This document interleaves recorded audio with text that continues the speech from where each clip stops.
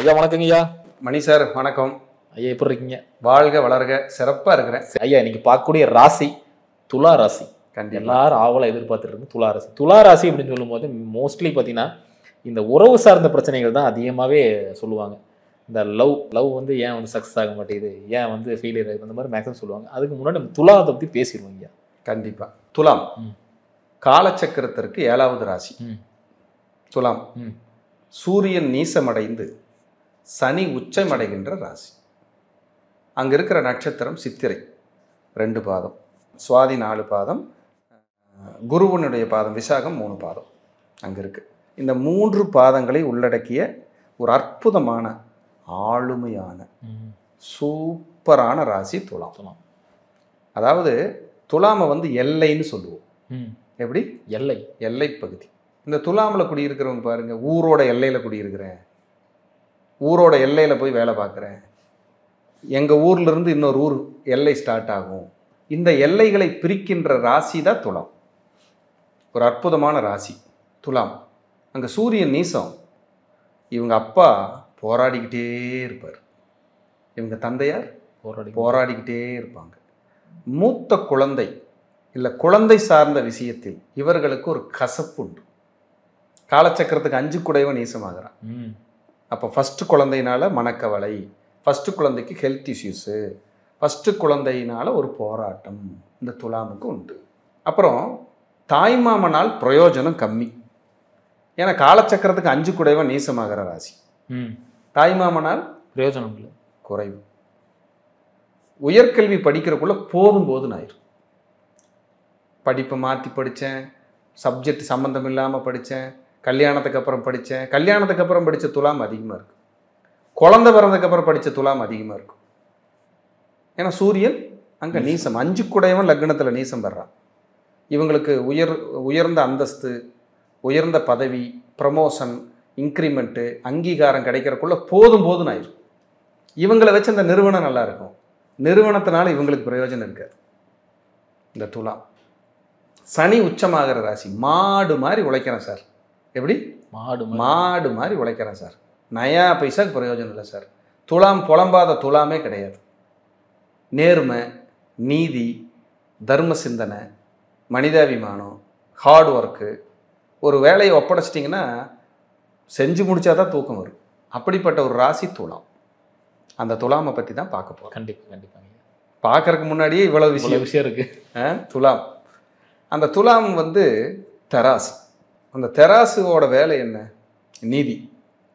நீதி தேவதை தெராசு தான் கையில் கண்ணை கட்டி இருக்கும். தெராசு கையில் வச்சுருக்கும். அந்த கண்ணை ஏன் கட்டியிருக்காங்க? நல்லவங்க கெட்டவங்க பார்க்காத, காசு இருக்கிறவங்க ஏழைன்னு பார்க்காத, தப்பு செஞ்சால் தண்டனை கொடு. அதான் அந்த நீதி தேவதை. அப்போ இவங்களுக்கு தப்பு செஞ்சால் பிடிக்காது, ஜீரணிக்க முடியாது. இந்த துலாமுக்கு தன்மானம் இயற்கையாகவே மிக மிக அதிகம். நான் இப்படித்தாயா, இஷ்டம் இருந்தால் வா, இல்லைன்னா போயிட்டே இரு, யாரை நம்பி நான் இல்லையே, தேவையில்லையே அப்படின்னு சொல்லு. இந்த துலாமுக்கு தந்தையாரை அவ்வளவு பிடிக்கும். எப்படி? தந்தையார் அப்பா உலகம்ங்க. அவர் கீரிம்பாம்பு மாதிரி தான் இருப்பாங்க, ஆனால் அப்பாவை விட்டு கொடுக்கவே மாட்டாங்க துலாம். இவங்க அப்பாவை நினச்சிக்கிட்டே இருப்பாங்க. யாருக்காவது அப்பா இல்லைன்னு வைங்க, அப்பா வந்து மானசீகமாக ஆசீர்வாதம் பண்ணுற மாதிரி இவங்க உணர்வாங்க. இந்த துலாம் அவ்வளவு சக்தி. தெய்வ வழிபாட்டில் தலை சிறந்தவர்கள். ஆன்மீகத்தை நெருங்கி இறுக்கி பிடித்து இந்த தெய்வத்தின் மேல் அளவு கடந்த பக்தியும் தெய்வத்தின் மேல் காதலும் கொண்டவர்கள் துலாம். இவங்களுக்கு குலதெய்வம் இருக்குது பாருங்க, அவ்வளவு பிடிக்கும். ஏன்னா சனி தான் குலதெய்வத்துக்கான கிரகம், அங்கே உச்சமாகறான். சூரியன் வந்து குலதெய்வத்துக்கான காரகர், நீசமாகறான். சில நேரம் குலதெய்வத்துக்கு போக முடியல, சில நேரம் போயிட்டுருக்கிறேன் அப்படின்னு குழப்பமான ஒரு ட்ராவல் பண்ணுறவங்க இந்த துலாம். இதுதான் பொதுவாக இருக்கிற ஒரு கருத்து. ஆமாம், இவங்களுக்கு வந்து சொந்தமாக இருக்க வீடு, வாகனம், இடம் ஒரு சின்ன அளவுலையாவது கிடச்சிரும். இது 85% துலாமுக்கு பொருந்தும். சிம்பிளாவது கொடுக்காம அது போகாது. இதுதான் துலாமனுடைய அற்புதமான விஷயம். இந்த துலாம் ராசிநாதன் சுக்கிரன். நல்லா குளிச்சு விபூதி பட்டையெல்லாம் அடிச்சுட்டு பொட்டு சந்தனமெல்லாம் நல்லா வச்சுட்டு நல்ல ட்ரெஸ்ஸு பளிச்சுன்னு போட்டு நீட்டாக இருக்கணும்னு உங்களுக்கு பிடிக்கும். ஏன்னா இங்கே யாரோட ராசி? சுக்கிரனோட ராசி இல்லையா? சுக்கிரனோட ராசிங்கிறத விட அங்கே இருக்கிற நட்சத்திரம் பாருங்க செவ்வாய். இவங்களுக்கு சொத்தின் பேரில் அதிக ஆசை இருக்கும். எப்படி?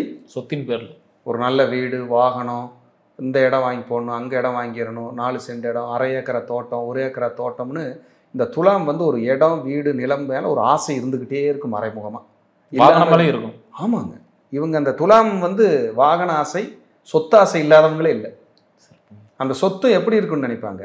ஒரு பண்ணை வீடு, அழகான பங்களா, புது காருங்க, நல்ல சொகுசு வாழ்க்கைங்க, நல்ல மலையடி வாரத்தில் மலையோரத்தில் ஒரு இல்லம்ங்க, அதில் நாங்கள் குடியிருந்தால் நல்லா இருக்குங்க. இதெல்லாம் துலாமோட மறைமுக ஆசை. ஏன்னா சுக்கிரன் வீட்டில் செவ்வாய் நட்சத்திரம், லக்ஸுரி. செவ்வாயினால சொத்து, சுக்கிரனாலே ஆடம்பரம், கூட பிரம்மாண்டத்துக்கான ராகு நட்சத்திரம் ஒன்று இருக்கு.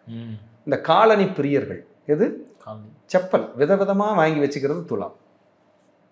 காலனி பிரியர்கள், தன்னை அழகுபடுத்துவதில் வல்லவர்கள்.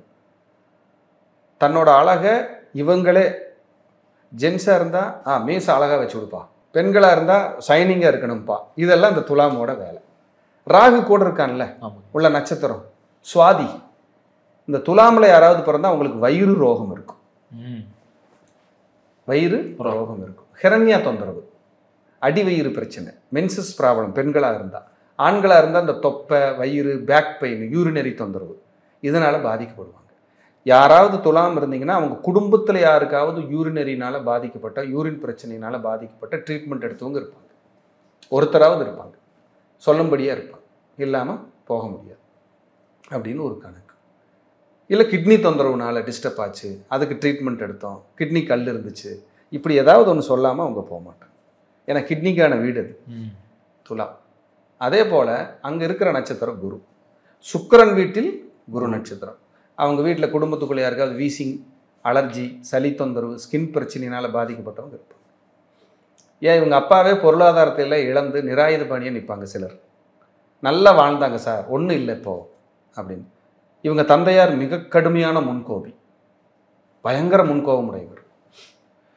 சில நேரம் ஜாதகருக்கே முன்கோபம் இருக்கும். எதுக்கு டென்ஷன் ஆனாங்க, ஏன் கோபம் வந்ததுன்னே தெரியாது, டக்குன்னு ஒரு உறவை தூக்கி எறிஞ்சிருவாங்க.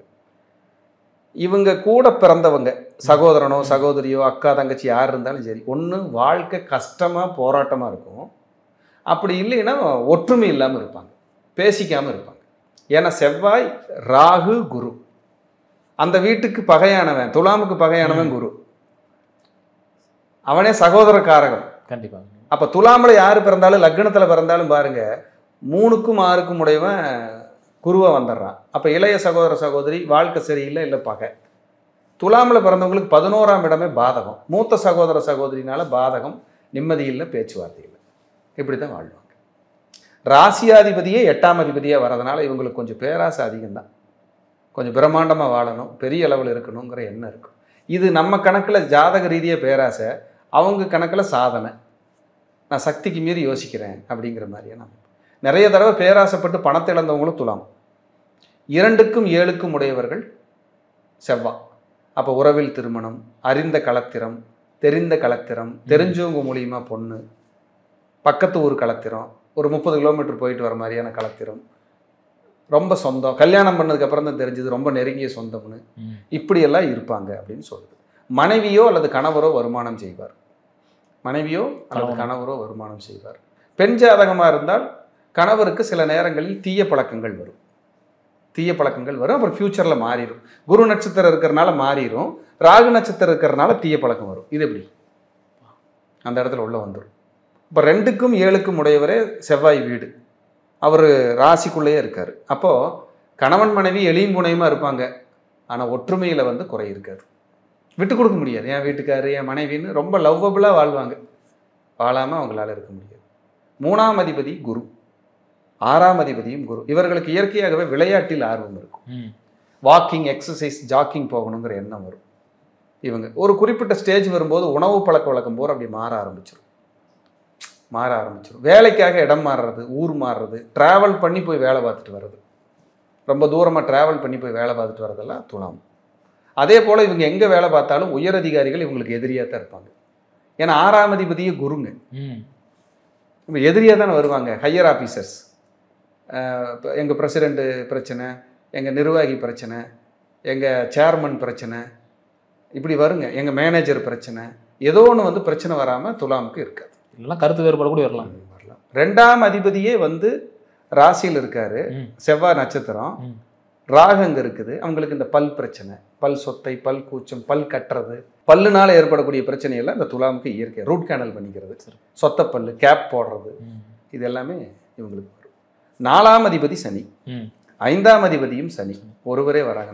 ஒரு திரிகோணாதிபதியும் ஒரு கேந்திராதிபதியும் வர்றாங்க. அப்போ லக்னத்தில் ராசிலேயே வந்து உச்சம் அடைகிறாங்க. இவங்களுக்கு மண்மனை பொன் பொருள் கட்டாயம் உண்டு. அதிர்ஷ்டம் இயற்கையாக உண்டு. பாருங்க, இவங்க எவ்வளவு கஷ்டப்பட்டாலும் எவ்வளவு பிரச்சனை வந்தாலும் திருமணத்துக்கு அப்புறம் வாழ்க்கை சூப்பராக இருக்கும். பிஃபோர் மேரேஜ், ஆஃப்டர் மேரேஜ்னு லைஃப் பிரிச்சுக்குங்க. கண்டிப்பாக ஆஃப்டர் மேரேஜில் உங்கள் லைஃபு, உங்கள் பொருளாதாரம் இம்ப்ரூவ்மெண்ட்டு வந்தே தீரும். துலாம் எழுதி வச்சுக்கோங்க. அதனால் துலா ராசி துலா லக்னத்தில் யாராவது பிறந்திருந்தா, ஆண்களாக இருந்தால் ஒரு 27 கல்யாணம் பண்ணிடுங்க, பெண்களாக இருந்தால் ஒரு 22 23 பண்ணிடுங்க. கல்யாணத்துக்கு அப்புறம் வாழ்க்கை உயரும். இது இயற்கையாகவே தத்துவம், பிரபஞ்சம் கொடுத்த விதை, அது விருட்சம், அது வந்து தான் தீரும். நீங்கள் இந்த இப்போ பார்க்குறவங்க இதை கேட்பாங்க, ஆமாம் கரெக்டும்பாங்க. சார் நீங்கள் ஒரு நாளில் நம்ம வீடியோ போகும்போது நீங்கள் 1500 பேர் வரைக்கும் லைக் பண்ணிடுறாங்க சார். கண்டிப்பாக. அப்போ அந்த உண்மைத்தன்மை இருக்குது. நம்ம ராசியை பற்றி எத்தனை வாட்ஸ்அப் மெசேஜ் வருதுங்க, சார் தத்ரூபமாக சொல்லியிருக்கீங்க, சூப்பராக சொல்லியிருக்கீங்க. இது நம்ம சொல்கிறோங்கிறத விட உணர்ந்தோம், அந்த ராசி இப்படி தான் உணர்ந்தோம். அப்போ இவங்களுடைய 4ஆவது வீட்டில் தான் செவ்வாய் உச்சம் அடைகிறான். 7 குடையவன் 4இல் உச்சம் அடைகிறான். 2 குடையவன் 4இல் வாடகை வருமானம் வரும். கல்யாணம் ஆனதுக்கப்புறம் சொத்துக்கள் சேரும். குழந்தை பிறந்ததுக்கப்புறம் சொத்துக்கள் சேரும். குழந்தைகளுமே நல்ல பதவியில் உட்காரும், நல்லா படிப்பாங்க, பெரிய நிறுவனத்தில் வேலை செய்வாங்க, வெற்றி அடைவாங்க. இதெல்லாம் நம்ம பார்க்க முடியும். உங்கள் சக்தி எவ்வளவோ, உங்கள் தகுதி எவ்வளவோ அவ்வளவுக்கு அது கொடுத்துட்டு தான் போகும். சிறப்பு. கொடுக்காமையெல்லாம் போகாது. நீங்கள் கோயில் பக்கத்தில் குடியிருக்கிறதுக்கு வாய்ப்பு வந்துடும். நீங்கள் இருக்கிற இடத்துல கோயில் வந்துடும். இல்லை ஆன்மீகவாதிகளாவது பக்கத்தில் இருப்பாங்க, இல்லைன்னா நீங்களே ஆன்மீகவாதியாக இருப்பீங்க. சூப்பராக அற்புதமாக சொன்னீங்க. நானும் பார்த்த வரைக்கும் நிறைய பேர் பார்த்தீங்கன்னா அந்த துலாவில் இருக்கிறவங்க ஜோதிடராக கூட இருக்கிறாங்க. ஜோதிடராக கூட வருவாங்க. அப்படி கூட அதுக்கு ஒரு வாய்ப்பு இருக்குது. இதெல்லாம் கிரகங்கள் கொடுக்குறதுங்க. ஆன்மீகத்தை நேசிப்பாங்க, ஜோதிடத்தை நேசிப்பாங்க, சாஸ்திர சம்பிரதாயம், இந்த பிரம்மமுகூர்த்த பூஜை பண்ணுறது, சபரிமலைக்கு மாலை போட்டுக்கிறது, குலதெய்வத்தை ரொம்ப நேசிக்கிறது, ரொம்ப விரதம் இருந்து தத்ரூபமாக விரதம் இருக்கிறதுக்கெல்லாம் உங்களுக்கு பிடிக்கும். கணவருக்காக விரதம் இருந்தேன், மனைவிக்காக விரதம் இருந்தேன், கணவர் விரதம், இப்படியெல்லாம் பண்ணுவாங்க. இதெல்லாம் ரொம்ப ஃபேண்டாஸ்டிக் சார். அதே போல் 6ஆம் இடத்துல சுக்கிரன் உச்சம். உணவு பிரியர்கள், ருசியாக அடிக்கணும், ருசியாக சாப்பிட்றது எல்லாமே துலாம். ஏன்னா உணவுங்கிற இடம் 6ஆம் இடம், உணவு பழக்க வழக்கம் 6ஆம் இடம், 2வது சொத்து 6ஆம் இடம். அங்கே போய் சுக்கிரன் உச்சமாகறான். இவங்களுக்கு 2வது சொத்து அமையும். 2வது சொத்து லக்கு இவங்களுக்கு உயர்வை கொடுக்கும். ஆனால் 2வது சொத்து அமையும் போது ஒரு வில்லங்கம், ஒரு வழக்கு, ஒரு நெருக்கடி, பிரச்சனை சந்திச்சு கொடுக்கும் சிலருக்கெல்லாம். ஏன்னா 8ஆம் அதிபதி 6, 8ஆம் அதிபதி 6. இவங்களை ஏதாவது ஒரு மருந்து மாத்திரை எடுத்துக்காத ஆளே இருக்காது. ஏதாவது ஒரு விஷயத்துக்காகவாது வயசான காலத்திலேயாவது எடுக்க வச்சிடும். நிரந்தர வைத்தியம், நிரந்தர ஒரு மருந்து மாத்திரைன்னு எதையாவது ஒன்று எடுக்க வச்சிருது. ஏன்? உணவு பழக்க வழக்கத்தையாவது மாறி இயற்கை உணவுக்காவது மாறிடுறாங்க. 6ஆம் இடத்துல தான் புதன் நீசம். அது 9 குடையும் போய் நீசமாகறான். 6ஆம் இடம்ங்கிறது வியாதி, கடன், நோய், எதிரி, வழக்கு. 9ஆம் இடம்ங்கிறது அப்பாவுக்கு இதெல்லாம் மறைமுகமாக இருக்கும், நெருக்கடியாக இருக்கும். ஆனால் பொதுவாக இவங்களுக்கு மறைமுக எதிரிகள் தான் அதிகம், நிறைய இருப்பாங்க. மறைமுக எதிரிகள் ஜாஸ்தி. பொறாமப்படுறது எதிரிங்கிறதுல அப்புறம் பொறாமை. துலாமை கண்டு இவன் நல்லா பிழைக்கிறானே, நல்லா வந்துட்டானே. நான் என்ன சொல்கிறேன்னா, பொறாமப்படுறவங்களாம் உருப்படவே முடியாது. பொறாமப்பட்டு என்ன பண்ணுவீங்க? ஒன்றும் பண்ண முடியாது மணி சார். வயிறு தான் எரியும், நீங்கள் தான் 5 கிலோ இழைச்சி போவ. உண்மைதானே அது? அவங்கவுங்க கர்ம பலன் நல்லா இருக்காங்க. நமக்கு விதிக்கப்பட்டது இதுதானே, ஒன்றும் பண்ண முடியாது. நம்ம என்ன பண்ணணும்? மற்றவங்களை பார்த்து ப்ளஸ் பண்ணிட்டு போகணும். புண்ணிய கணக்குன்னு ஒன்று இருக்குது சார். புண்ணிய கணக்குன்னு ஒன்று இருக்குது. பகவத்கீதையில் கிருஷ்ண பரமாத்மா சொல்கிற ஒரே வரி என்ன தெரியுமா? இறுதியில் தர்மமே வெல்லும். என்னது? தர்மமே வெல்லும். தர்மத்தோட நீ நடந்துக்க. தர்மமே தர்மமே தர்மரதே அச்சிதா. தர்மமே ரட்சிக்குங்கிறான். தர்மம் நம்ம மேலே, அந்த தர்மம் நம்மளை காப்பாற்றும். தர்மம் தலைகாக்குன்னு எம்ஜிஆர் பாடியிருக்கார். தக்க சமயத்தில் உயிர் காக்கும்னு பாடிட்டார். உண்மைதானே? நீ தர்மம் செய், கண்டிப்பாக உன்னை காப்பாற்று, கைவிடாது. நீ ஒருத்தனை அழிக்க நினைக்கிறது, ஏமாத்த நினைக்கிறது, அவனை வந்து சுரண்ட நினைக்கிறது, எத்தனை நாளைக்கு நிலைச்சிரும்? நிலைக்கவே பேருங்க கலங்க உண்டாக்குறது. அது துலாம் ராசிக்காரங்கள உங்களுக்கு சனி உச்சமாகிற ராசி. நீங்களாம் நேர்மையாக இல்லைன்னா உங்களை போட்டு எரிஞ்சிடும், தொந்தரவு பண்ணிட்டு தான் போகும். கண்ணு முன்னாடி குழந்தைகளை அப்பா அம்மாவை கசக்கி வேடிக்கை பார்க்கும் சார். அந்த கர்மா எத்தனை நாளைக்கு தாங்குவீங்க? நம்மளுக்கு ஏதோ ஒன்றா தாங்கிக்கலாம், கூட இருக்கிறவங்களுக்கு ஒரு பிரச்சனைனா எந்நேரம் அழுகிறது, அந்த தண்டனை பத்தாதா? அதுக்குள்ளே அதனால தான் எந்த கெட்ட கர்மத்துக்கு போக வேண்டாம்னு சொல்கிறேன். ஒரு நேரம் கம்மியாக சாப்பிடுவோம், கறந்து குடித்தா காலம் பூரா குடிக்கலாம், ஒரு 2 வருஷம் கழித்து ஜெயிச்சுக்கலாம். அமைதியாக இருக்கிறத வச்சுட்டு யாரையும் துன்பப்படாமல் போங்கங்கிற. இன்னொருத்தர் விமர்சனம் பண்ணுறாங்கல்ல, பண்ணிட்டு போகட்டும், அவங்களுக்கு அதில் தான் சந்தோஷம்னா காட் பிளஸ் யூ, வாழ்த்துக்கள். இன்னும் கொஞ்சம் நல்லா திட்டுங்க, நல்லா பேசிக்கிங்க, அதில் தான் உங்களுக்கு ஹாப்பியாக இருக்குன்னா நல்லா செய்யுங்க, சந்தோஷமாக இருங்க. ஆனால் சந்தோஷமாக இருக்க முடியாது, இறுதியில் தர்மமே வெல்லும். நீங்கள் நல்லவராக இருந்து உங்கள் தர்மம் யாரையும் கெடுக்கலை, நோகடிக்கலைன்னா நிச்சயம் நீங்கள் காப்பாற்றப்படுவீர்கள். இந்த பிரபஞ்சம் உங்களுக்காக காத்து கொண்டு இருக்கும். எப்பவுமே கடவுள் கஷ்டப்பட்டு கிளைமேக்ஸில் தான் காட்சி கொடுப்பார். உண்மைதானே? கண்டிப்பாக. அதனால் உங்களுக்கு பிரச்சனையோட உச்சத்துக்கு வரும்போது கடவுள் காப்பாற்றியே தீர்வார். ஆனால் மேக்சிமம் நம்ம நேர்மை தர்மத்தை கைவிடாமல் இருக்கிறது ரொம்ப சந்தோஷம். துலாம் ராசி பேசும்போது இதை சொல்ல வைக்குது. கண்டிப்பாக. 7ஆம் இடமே மனைவி ஸ்தானம். கணவன் மனைவியினுடைய ஒற்றுமை அதிகரிக்கும். கண்டிப்பாக இவங்களுக்கு கௌரவமான வேலை கிடைக்கும், நல்ல வேலையில் இருப்பாங்க. ஏன்னா 6ஆம் இடம் குரு வீடு இல்லையா, சுக்கிரனோட வீடு இல்லையா, இவங்களுக்கு மேக்சிமம் பெண் உயரதிகாரிகளாக வருவாங்க. சுக்கிரன் தானே 6ல் வச்சோம், பெண் உயரதிகாரிகளாக வருவாங்க.